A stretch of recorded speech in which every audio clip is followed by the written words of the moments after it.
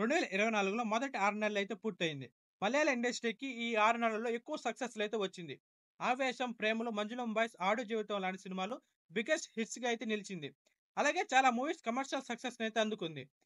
Content బెస్ట్‌గా కథలు చేస్తూ ఉండడం మలయాళీకైతే ఎక్కువ విజయాలైతే తెచ్చిపెట్టిందని చెప్పాలి. టాలీవుడ్‌కైతే 'హనుమాన్', 'డీజే టిల్లు', 'కల్కి 288 నేనేట్' సినిమాలతో బిగ్గెస్ట్ హిట్స్ అయితే వచ్చింది.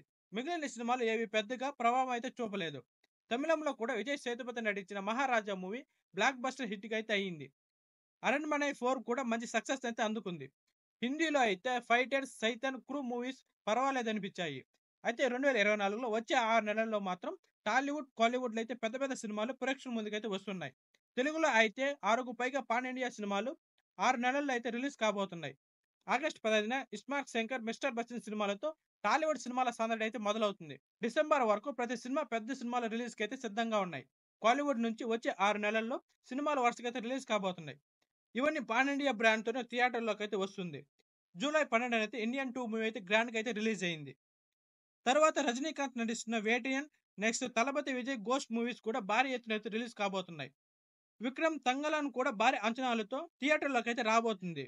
అలాగే ధనుష్ హీరోగా చేస్తూ స్వీయ దర్శకత్వంలో తెరకెక్కిస్తున్న 'రాయన్' మూవీ పైన హై ఎక్స్‌పెక్టేషన్స్ అయితే ఉన్నాయి. సూర్య పాన్ వరల్డ్ మూవీ అయిన 'కంగువా' అయితే కోలీవుడ్‌కి హైయెస్ట్ కలెక్షన్స్ తీసుకొస్తుందని అంచనా వేస్తున్నారు.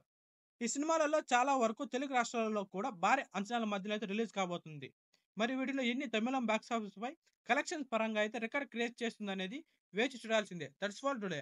ఇలాంటి మూవీ అప్డేట్స్ కోసం, రివ్యూస్ కోసం అయితే వెంటనే మన ఛానల్‌ని సబ్స్క్రైబ్ చేసుకోండి. అదేవిధంగా ఒక లైక్ చేయండి. లైక్ చేయడం వల్ల మరిన్ని వీడియోలు చేయడం సపోర్ట్‌గా ఉంటుంది. Thank you.